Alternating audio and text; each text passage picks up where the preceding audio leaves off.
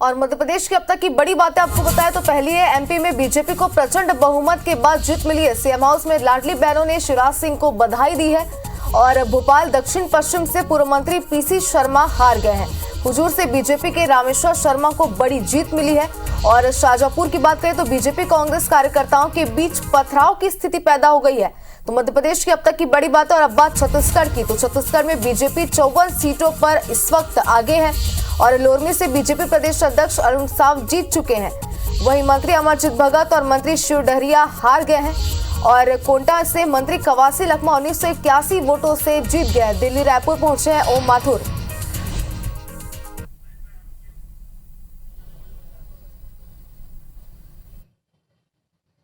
तो एक बार फिर से आप सभी का स्वागत है। इस वक्त आप देख रहे हैं आईबीसी 24 पर मेगा कवरेज इस मेगा इलेक्शन का। और देखिए एग्जिट पोल ने जो तस्वीर बयां की थी, ठीक उसके उलट इस बार एग्जैक्ट पोल आए हैं। किसी भी एग्जिट पोल ने ये नहीं कहा था कि छत्तीसगढ़ में कांग्रेस को 35 सीट मिल सकती है और बीजेपी को 55। उलट यहां पर तस्वीर सामने हो चुकी है। छत्तीसगढ़ विधानसभा चुनाव का अपडेट हम आपको दे रहे हैं। बीजेपी इस वक्त 55 सीटों पर आगे और कांग्रेस 35 सीटों पर। अब सीधे रुख कर लेते हैं कवर्धा का। स्टार जो हमारे संवाददाता इस वक्त जुड़ चुके हैं हमारे साथ। स्टार, क्या अपडेट आपके पास? कितने उत्साहित है कवर्धा वासी और सबसे ज्यादा भाजपा के कार्यकर्ता?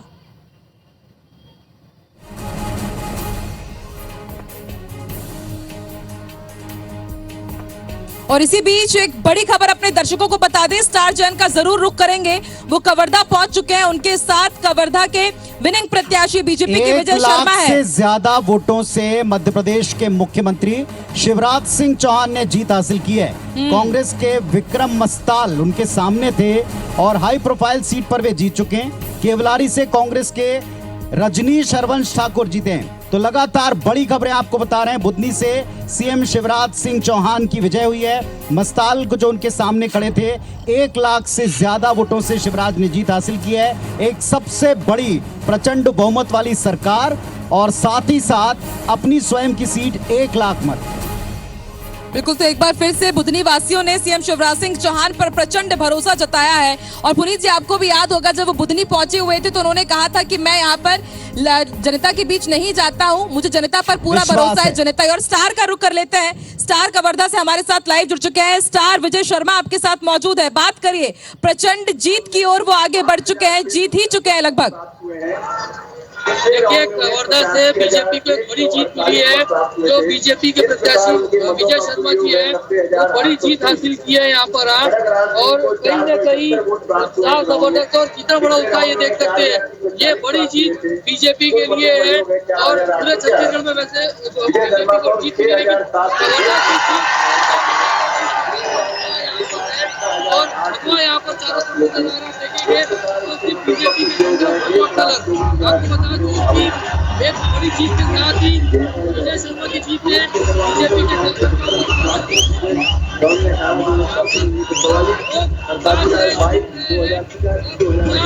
कोई कमी नहीं है। बड़ी जीत से बीजेपी थोड़ी तकनीकी दिक्कतें हैं, आवाज ठीक से नहीं आ रही और तस्वीरें साफ बयां कर रही हैं कि इस वक्त कवर्धा वासी और खास तौर पर भाजपा कार्यकर्ता कितने उत्साहित है। हाई प्रोफाइल ये सीट थी और इसलिए क्योंकि पिछली बार इसी सीट से मोहम्मद अकबर 59,000 सीटों से जीत करके आए थे। अच्छी लीड उन्होंने ली थी और इस बार आप देखिए ये पूरा माहौल आप देखें, भाजपा मय भी हो चुका है और राममय भी। बिल्कुल, हमने आपको कवर्धा की तस्वीरें जो दिखाई हैं, इस तस्वीरों के साथ साथ एक और अपडेट वहां से मिल रहा है कि पूरा माहौल वहां उन्होंने कवर्धा वासियों ने राममय कर दिया है।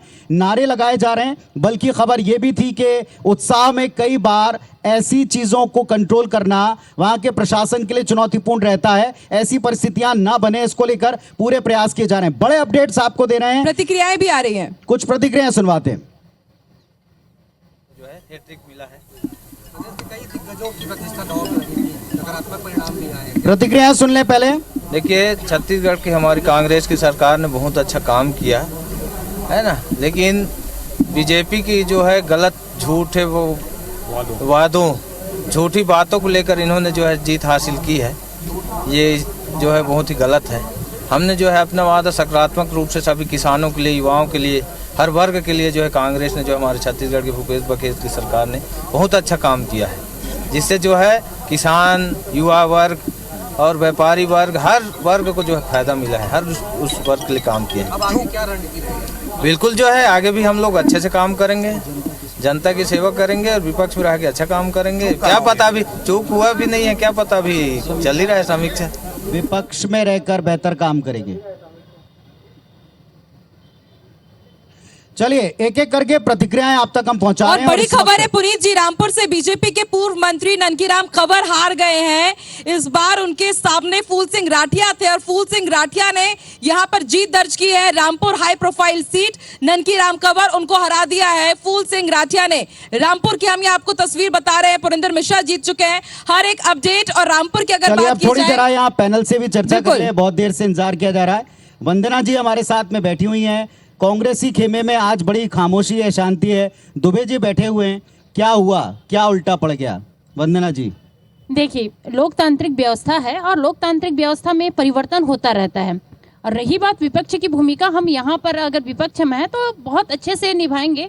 और रही बात कथनी और करनी में कितना अंतर है, ये 5 साल के में जनता को बहुत अच्छे से समझ आ जाएगी। आप यहाँ पर देखेंगे पुनीत जी, सच पर झूठ हावी हुआ है। एक गलत बात को, एक झूठ बात को बार बार बोल करके सच साबित किए हैं। और यकीन मानिए ये 5 साल में जो जनता जनार्दन है फिर से इसमें उलटफेर करेगी और यहीं पर बैठ करके हम आपके साथ डिबेट करते रहेंगे, जिसमें चलिए कांग्रेस की कोई बात सरकार नहीं, आज बनती दिन नजर आएगी। बीजेपी का है। दुबे जी मैं आपसे भी पूछता हूँ, बार बार झूठ की बात की जा रही है, झूठ फैलाया गया है, झूठ की वजह से जीते। जनता बहुत समझदार है, हर चीज पकड़ती है, समझती है। जनता ने जो जनादेश दिया है वो हमें स्वीकार है। और जैसे मेरी बड़ी बहन वंदना जी ने कहा, मैं उसको बिल्कुल सही बोलता हूँ कि कांग्रेस पार्टी के और माफ कीजिएगा एक और अपडेट बता दें, पाटन विधानसभा से भूपेश बघेल जीत गए हैं। जीत का मार्जिन क्या है वो भी हम अपने दर्शकों को अपडेट दे देंगे। बड़ी पाटन खबर है, विधानसभा मुख्यमंत्री से जीत गए हैं। मुख्यमंत्री जीत गए हैं और स्टार्टिंग में थोड़े पिछड़ रहे थे विजय बघेल से, लेकिन आखिरकार पाटन विधानसभा से सीएम भूपेश बघेल जीत चुके हैं। चलिए तो मुख्यमंत्री जीत गए हैं अपनी सीट पर, इसका मतलब है भतीजे जो हैं वो हार गए हैं साहब। और यहाँ आप लोगों ने झूठ फैलाकर जीत हासिल की है, कांग्रेस कहती है। आपका भी रिएक्शन ले लें एक।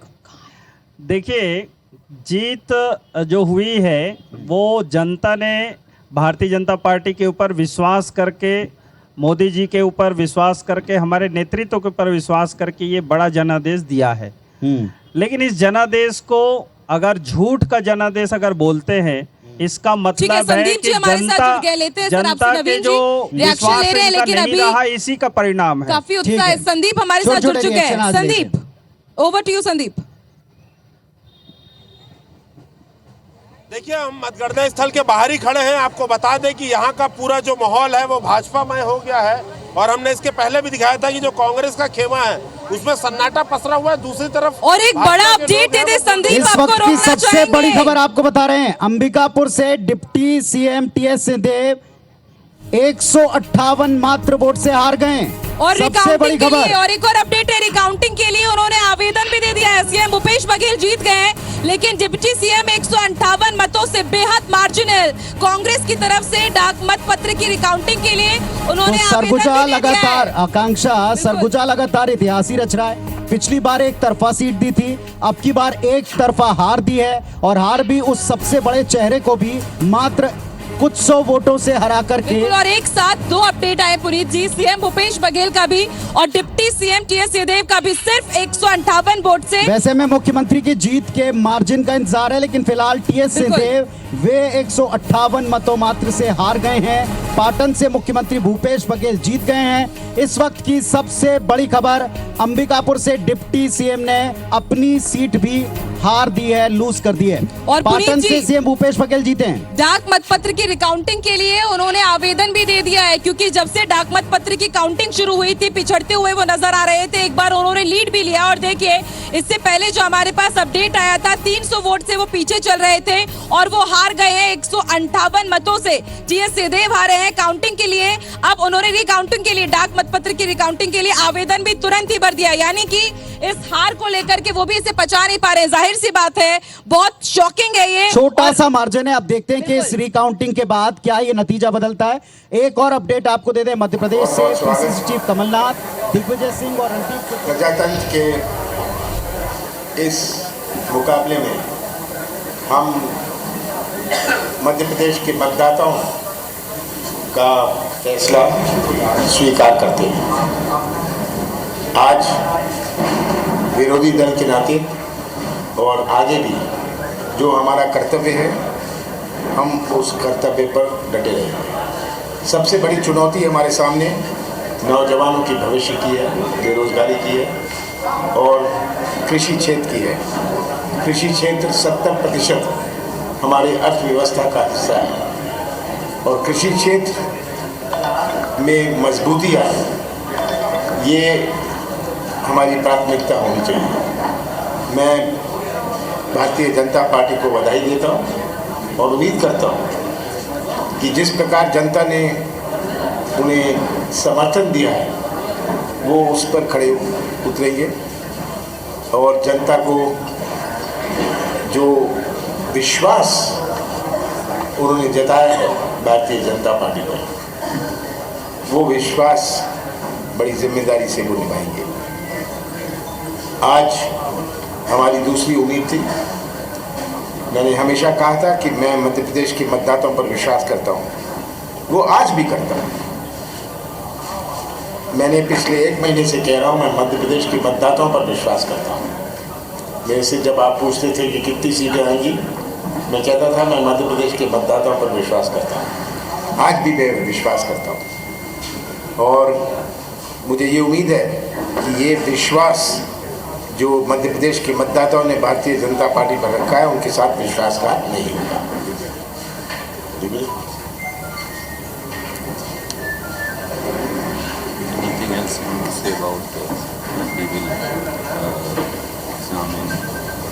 हम इस पर विचार करेंगे कि क्या हमने कमियां थी, क्यों हम मतदाता को अपनी बात नहीं समझा पाए। हर उम्मीदवार से चर्चा करके, वो हारा हुआ हो या जीता हुआ हो, हम उनसे चर्चा करेंगे अगले कुछ दिनों में और उस चर्चा के बाद हम इसका निष्कर्ष निकालेंगे। ये सब तो एक दिन और। Thank you.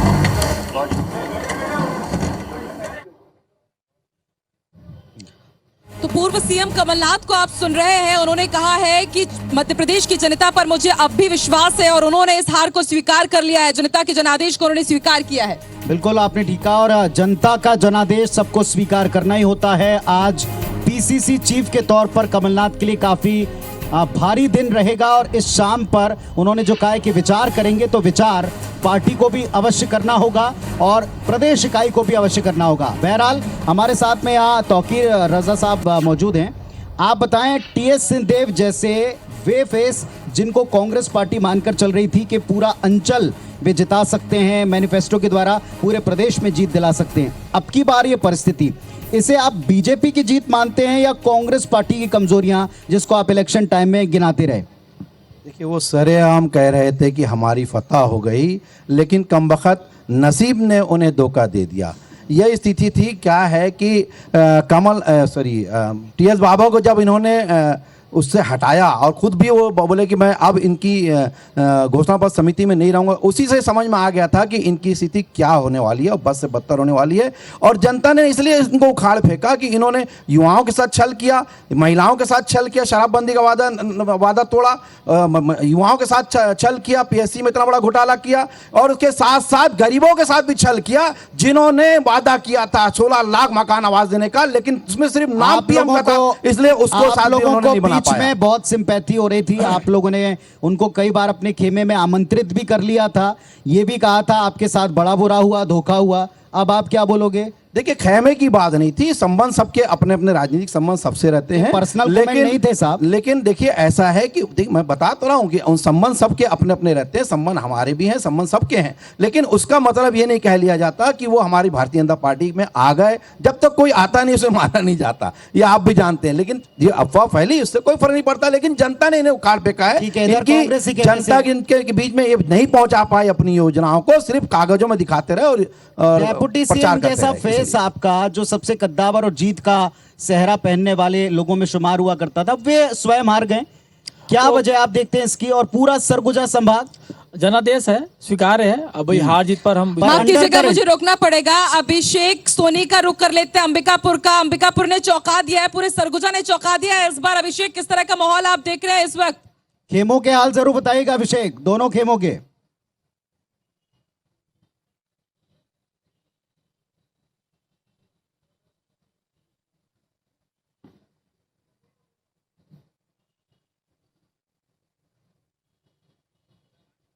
अभिषेक सुन पा रहे हैं आप हमें? तो आप जरा बताएं, सरगुजा ने पूरे प्रदेश को चौंकाया है, बल्कि मैं ये कहूंगा कि इस नतीजे के बाद जो टीएस सिंहदेव का है, सारे देश में आज इस नतीजे की चर्चा होगी, राजनीति में इसकी चर्चा होगी। बताएं आप।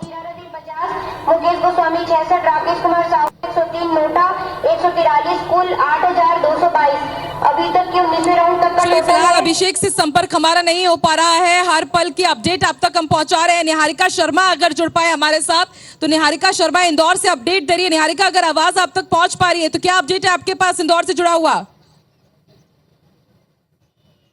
में से 5 विधानसभा की सीटों पर नतीजे घोषित हो चुके हैं और पांचों पर बीजेपी ने अपने फतेह का झंडा जो है वो लहरा दिया है। 4 विधानसभा की सीटों पर अभी भी मतगणना जारी है और आपको बता दूं, चारों पर अभी बीजेपी आगे है और अच्छी खासी बढ़त लेकर आगे है। जाहिर सी बात है कि कुछ ही राउंड जो है वो बचे हैं, तो ऐसे में उन पर भी बीजेपी जो है वो अपने फतेह का झंडा लहरा सकती है। लेकिन इस वक्त हमारे साथ महू से जीती हुई प्रत्याशी उषा ठाकुर मौजूद है। आपको बता दूं, पिछली बार भी यही विधायक थी और एक बार फिर से इन्होंने जीत हासिल कर ली। दीदी, आपने एक बार फिर से जीत हासिल करी है, क्या कुछ कहेंगे आप इस बार? किस तरह से आपने जनता पर भरोसा जताया था और आप जनता आपके भरोसे पर खरी उतरी है? मैं अपने मतदाताओं का बहुत बहुत धन्यवाद करना चाहती हूँ कि उन्होंने भारतीय जनता पार्टी की हमारी सेवा कार्यता दी। और बिल्कुल दीदी, एक बार फिर से जनता ने आप पर भरोसा जताया है, ऐसे में किस तरह से इस बार महू को आगे लेकर चलेंगे आप? जो कुछ महू के नागरिक भाई बहन सपना देखते हैं, सबको पूरा करेंगे पूरी सामर्थ्य। दीदी, 9 में से 5 विधानसभाओं पर अभी तक भाजपा ने जीत दर्ज की और 2 ऐसी सीटें थी जो कांग्रेस के पास में थी, क्या कहेंगे आप? ये भारतीय जनता पार्टी, क्या कहेंगे आप? ये भारतीय जनता पार्टी। तो उषा ठाकुर जो संस्कृति मंत्री है मध्य प्रदेश की, उनके भी रिएक्शन लिए जा रहे हैं। इच्छावर से करण सिंह वर्मा जीत गए हैं, ये इस वक्त का अपडेट आपको दे दें। सीहोर की सभी 4 सीटों पर बीजेपी काबिज हो गई है, जीत इसकी सुनिश्चित हो गई है, ऐलान हो गया है। बुधनी से मुख्यमंत्री शिवराज भी 1 लाख से ज्यादा वोटों से रुक कर लेते हैं अभिषेक का अंबिकापुर से। अभिषेक, अगर आवाज आ पा रही हो तो बताइए, सरगुजा के साथ ही सबसे ज्यादा जिसने चौंकाया है अंबिकापुर सीट, टीएस सिंहदेव हार गए, क्या माहौल है? बीजेपी का भी बताइए, कांग्रेस का भी। देखिए, जिस तरह से अंबिकापुर की जो सीट थी वो बेहद हाई प्रोफाइल मानी जा रही थी और इसमें कांटे की टक्कर देखने को मिली। 20वें राउंड तक जो नतीजों का आंकड़ा है वो सामने नहीं आ रहा था, लेकिन अब जो स्थिति सामने आ रही है, जो पोलिंग बूथ एजेंट है, जो भाजपा के नेता हैं, जो कांग्रेस के नेता हैं, उन्होंने ये आंकड़े निकाले हैं। 157 वोट से जो भाजपा ने यहाँ जीत दर्ज कर ली है, यानी सिंहदेव अंबिकापुर विधानसभा क्षेत्र से उप मुख्यमंत्री हैं, वो चुनाव हार चुके हैं। हालांकि जो कांग्रेस की तरफ से रीटेबुलेशन का एक आवेदन किया गया है, उस पर किस तरह के निर्णय आते हैं ये बाकी है। ये जो गहमागहमी है के बीच में जो कलेक्टर कुंदन कुमार हैं, डीओ यहाँ पर है, उन्होंने कुछ वेट करने की बात कही है कि आखिर जब जो आधिकारिक तौर पर जो पुष्टि हो जाए उसके बाद। लेकिन अभी जो आंकड़े आ रहे हैं उसमें 157 वोट बताए जा रहे हैं, जिससे टीएस सिंह वो चुनाव हार चुके हैं। जो फिलहाल जो पोलिंग एजेंट्स हैं वो बाहर हो चुके हैं, जो भाजपा के नेता हैं वो जश्न मना रहे हैं। हम उप मुख्यमंत्री टीएस सिंहदेव जी के निवास पर भी गए थे, वो बाहर नहीं निकले हैं, लेकिन जो वहां पे कांग्रेसी जो कार्यकर्ता हैं उनमें भी मायूसी है। ऐसे में कहा जा सकता है कि जिस तरह से हाई प्रोफाइल सीट मानी जा रही है। अभिषेक, अंबिकापुर का अपडेट हमने ले लिया, अब रुक कर लेते हैं राजेश मिश्रा का। राजेश मिश्रा हमारे संवाददाता जुड़ चुके हैं। राजेश, क्या अपडेट आपके पास?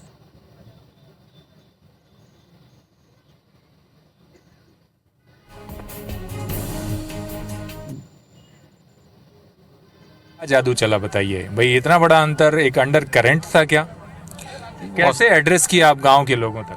वास्तव में छत्तीसगढ़ की जनता इन 5 सालों में कांग्रेस को जान चुकी है और भारतीय जनता पार्टी सबका साथ, सबका विकास और सबका विश्वास और सबके प्रयास, इस विचारधारा को लेकर काम करती है। इसलिए मोदी जी पे विश्वास है और 15 साल का डॉक्टर रमन सिंह जी का जो कार्यकाल छत्तीसगढ़ की जनता ने देखा है, उस पे उनको विश्वास आया और 5 साल के अंदर भ्रष्टाचार, करप्शन इतना बढ़ गया था कि जनता त्रस्त हो गई थी और वास्तव में ये समय ढूंढ रही थी कब इनको मजा चखाया जाए। आप देखिए, coal mafia, land mafia, liquor mafia और सारे प्रकार के माफिया एक्टिव हो गए थे कांग्रेस राज में। किसी भी प्रकार का विकास का कार्य इन्होंने नहीं किया, केवल पुराने कार्य को रंग रोगन करके नाम बदलने का काम इन्होंने किया। इससे जनता जान चुकी थी और एक तो इनके प्रधानमंत्री आवास न देने से सारी जनताएं परेशान थी। इनके मंत्री ने इस्तीफा दिया है। कुल मिलाकर कांग्रेस पूरी तरह से भ्रष्ट रही है। से लाइव ये प्रतिक्रिया है और इस वक्त का बड़ा अपडेट आपको बता दें, कुरुद से अजय चंद्राकर जीत चुके हैं और एक बड़ा इतिहास भी उन्होंने यहाँ पर दर्ज कर दिया है। अभी तक कुरुद से किसी ने जीत की हैट्रिक नहीं लगाई है, लेकिन यहाँ पर रश्मि चंद्राकर को हराते हुए उन्होंने ये सीट अपने नाम कर ली है। अजय चंद्राकर 8000 यहाँ पर सीटों से वो जीत चुके हैं। 8000 वोटों से 8000 वोटों से जीत चुके हैं। इस वक्त का बड़ा अपडेट आपको बता रहे हैं। कुरुद पर उन्होंने जीत की हैट्रिक लगा दी है। बैक टू बैक तीसरी बार उन्होंने जीत हासिल की है। एक बड़ा रिकॉर्ड कुरुद से इस वक्त का बड़ा अपडेट आपको बता रहे हैं। और इस वक्त पैनल में हमको लक्ष्मी वर्मा जी ने ज्वाइन किया है। लक्ष्मी वर्मा जी भारतीय जनता पार्टी की नेत्री। लक्ष्मी जी, इतनी बम्पर जीत, पूरा अंचल आपने साफ कर दिया सरगुजा का, वहां से महाराज साहब तब को हरा दिया। हालांकि अभी रिकाउंटिंग की उन्होंने अपनी तरफ से अपील की है। क्या आपको लगता है इसका सबसे बड़ा फैक्टर क्या? आप लोग तैयारी जबरदस्त या कांग्रेस की कमजोरी? देखिए पुनीत जी, मैं सभी लोग, आज जो लोकतंत्र की जीत हुई है, इसमें जितने लोग भी जीत के आए, रिजल्ट आए, उन सबको मैं हार्दिक शुभकामना और बधाई देती हूँ कि वो इस लोकतंत्र में जनमत को हासिल किए हैं। और उसके साथ साथ जो आपका सवाल है कि आज छत्तीसगढ़ में जो इतना बड़ा मैंडेट मिला है, इससे सीधा सीधा स्पष्ट है कि छत्तीसगढ़ की जनता जो 5 साल के कांग्रेस सरकार की राज रही है और उस राज में जो तानाशाही रहा है, उस राज में भ्रष्टाचार रहा है, उस राज में महिलाओं के साथ जो उनके साथ दुर्व्यवहार हुआ है, युवाओं को छला है, ऐसे हर वर्ग को छलने का काम किया है। और इसलिए आज सभी लोगों ने बढ़ चढ़ एक और बड़ा अपडेट आपको दे देते हैं। एक और बड़ा अपडेट हमको मिल रहा है। लक्ष्मी जी, एक अपडेट आपके लिए भी है। साजा से मंत्री रविंद्र चौबे चुनाव हार गए। सबसे बड़ा अपडेट, बहुत बड़ा उलटफेर है और ये ईश्वर साहू ने उन्होंने हरा दिया है। कद्दावर मिनिस्टर को हरा दिया है। एक पीड़ित परिवार के व्यक्ति ने, साजा से मंत्री रविंद्र चौबे चुनाव हार गए हैं। ईश्वर साहू ने रविंद्र चौबे को हरा दिया है। इस वक्त का सबसे बड़ा चुनावी अपडेट है। एक प्रतिक्रिया कांग्रेस की तरफ से, जल्दी से बताएं ये क्या हुआ और क्यों हुआ आपके मुताबिक? जी, जनादेश है, स्वीकार है। अब जो भी रिजल्ट आया है, इसके अलावा भी कुछ बताएं साहब, अगर कोई प्रतिक्रिया हो, क्योंकि हमने बहुत सीरियसली इस पर चर्चा की कि क्या फैक्टर इस पूरे इलाके में काम करेगा। छोटी सी बात मैं कहूंगा, नवीन मार्कंडेय जी आरंग से विधायक रहे हुए हैं। 5 साल में माननीय शिव कुमार डहरिया जी ने जो काम किया है आरंग में, आप शुरू से अंत तक जाए, रोड, बिल्डिंगें, स्कूल, कॉलेज, किसान, सब तरफ से काम किया। रविंद्र चौबे जी के ऊपर बात करते हैं, इस सीट के ऊपर बात करेंगे। साजा बेहद हाई प्रोफाइल, सबकी नजरें एक ऐसा फैक्टर था जिसने एक नहीं कम से कम 5 से 7 सीटों पर असर डाला। ये स्पष्ट अब हो गया है। बेमेतरा, बिरनपुर, सब पर जवाब दे दूं पुनीत जी? हाँ। देखिए, ईश्वर साहू जो चुनाव लड़ रहे थे और जिस प्रकार से वहां उनके बेटे को किसी वर्ग विशेष के द्वारा मारा गया, लेकिन वहां के मंत्री होते हुए भी वो जरा भी संवेदना व्यक्त नहीं किए। तो क्या मानवता को शर्मसार करने वाले ऐसे अगर नेतृत्व को छत्तीसगढ़ की जनता बर्दाश्त करेगी?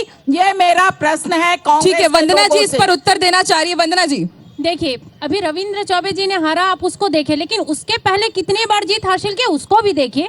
दूसरी बात, बार बार आप लोग बोलते हैं कि वहां पे संवेदनाएं व्यक्त नहीं की, तो क्या लक्ष्मी दीदी आप गए थे वहां पर देखने के लिए? मैं मानती हूँ कि इस समय आपको जीत हासिल हुई, लेकिन आप इतना खुश मत होइए कि आगे आपको रोना पड़े। और आपके माध्यम से बोलना चाहूंगी मैं, यहाँ पर कांग्रेस पार्टी ने लगातार काम किए। अभी भारतीय जनता पार्टी ने यदि जीत हासिल की है तो इसका श्रेय कांग्रेस को जाता है। मैं बताती हूँ क्यों जाता है। मजबूर हो करके आज इन लोग समर्थन मूल्य 3100 किए, क्यों किए? एक कांग्रेस के दबाव में किए। वंदना जी, लेकिन जीत तो गए, आज आप कांग्रेस देखेंगे- के ही कारण भले ले जीते, लेकिन जीत तो गए ना। नहीं, पर आप एक बड़ी बात कह रहे हैं, हाँ। एक मिनट वंदना जी, आप एक बड़ी बात कह रही हैं। आप ये कह रहे हैं कांग्रेस की वजह से बीजेपी को मजबूर होना पड़ा, लेकिन जीत बीजेपी को मिली। बिल्कुल बिल्कुल, आप यहाँ पर देखेंगे जो तो फिर चुनाव है, तो युद्ध क्षेत्र है। देखिए, इसमें 15 आपको साल अगर उनकी किसी योजना पर, और ऐसा हमने देखा है कि इस चुनाव में किसी घोषणा का अगर जिक्र ऐसा हुआ जो आपको लगा 20 है, तो आपने 21 घोषणा करने में देर नहीं की, इसके बावजूद अगर उस पाले की जीत है। देखिए, आज मजबूर होकर के जो 15 साल की बात है, 15 साल, वंदना एक जी। मिनट पुनीत जी, मेरे को ये सेंटेंस कंप्लीट करने दीजिए। 15 साल उनकी सरकार रहने के बाद 2 साल का बोनस नहीं दे पाए, हमारे सरकार के दबाव में लास्ट में प्रधानमंत्री जी क्या कहते हैं, हमारी सरकार बनती है तो हम 2 साल का बोनस देंगे। अब बोनस पर प्रतिबंध लगाते हैं और जब सरकार आती है चुनावी जुमलेबाजी करते हैं। दीजिए, मैं उत्तर लेता हूँ जी। मैं पुनीत जी, वंदना जी को धन्यवाद करूंगा, क्योंकि कांग्रेस भ्रष्टाचारी नहीं करते, कांग्रेस विकास को ढप नहीं करते, कांग्रेस गरीबों का आवाज नहीं छीनते। आप भी मानते हैं कांग्रेस ने जीत आपको दी है? नहीं, तो जो गलती किया है कांग्रेस ने, उसको जनता ने नकारा है। और जो भारतीय जनता पार्टी के ऊपर जो 15 साल जो हमने उनकी सेवा किया, उस पर विश्वास किया है, तो इसीलिए तो कहा ना, उनने स्वीकार कर लिया अपनी गलतियां, और इसलिए उसको धन्यवाद। ठीक है, नहीं दिया जी। विकास के काम बंद हो गए थे जी। कहीं कोई पुलिया, कहीं नाली, कहीं सड़क, कुछ भी नहीं, ना स्कूल भवन, ना अस्पताल, ना कुछ नहीं। आपने देखा होगा जितने भी काम खड़े हुए हैं पूरे छत्तीसगढ़ में, बस्तर में, जगदलपुर में, वो भारतीय जनता पार्टी की सरकार के समय। जनता ये सब देखती है, जनता बहुत समझदार है, और उन्होंने ये तय किया निश्चित रूप से कि जो विकास करने वाली जो पार्टी है, जो सरकार है, उसको लाना है निश्चित रूप से। निर्णायक मुद्दा अगर आपको लगता है तो कौन सा रहा है? डेवलपमेंट, विकास बहुत है, बहुत आवश्यक है। हमारे बस्तर जैसा जो अंचल है, निश्चित रूप से जिस तेज गति से विकास इन 15 सालों में हमारे भारतीय जनता पार्टी की सरकार के समय हुआ था, इन 5 वर्षों में बिल्कुल शून्य है, बंद हो गया एकदम विकास। तो इस नाते, और बहुत प्रेम दिया छत्तीसगढ़ में इस चुनाव में हमारे जनता जनार्दन ने। भारतीय जनता पार्टी के प्रत्येक कार्यकर्ता, हमारे पदाधिकारी, वरिष्ठ नेतागण जो है जगदलपुर विधानसभा में, और उन्होंने अथक प्रयत्न किया, बहुत मेहनत किया उन्होंने, जनता तक, एक एक घर तक अपनी बात पहुंचाई उन्होंने। हम आपको दे रहे हैं रायपुर ग्रामीण, जो कांग्रेस पार्टी पक्की मानकर चल रही थी, बीजेपी के पक्ष में भी माना जा रहा था कि वो इस सीट को कांग्रेस के पक्ष में देखते हैं, लेकिन वहां से 36,000 वोटों से जीत दर्ज की बीजेपी कैंडिडेट मोतीलाल साहू ने। बड़ी खबर। और आशाराम नेताम है, 16 वोटों से वो जीते हुए हैं कांकेर से। इस वक्त की बड़ी खबर हम आपको बता रहे, देखिए मार्जिनल कितना, सिर्फ और सिर्फ 16 वोटों से। वक्त एक छोटे से ब्रेक का है, ब्रेक के बाद आपको लगातार अपडेट देते रहेंगे, सरगुजा संभाग से जुड़ा हुआ, हर एक संभाग से जुड़ा हुआ अपडेट आपको पहुंचाएंगे। तैयार है, और इसमें देखिए मेहमान बदलेंगे, चर्चा वही आपके हित की। जल्दी लौट कर आ रहे हैं।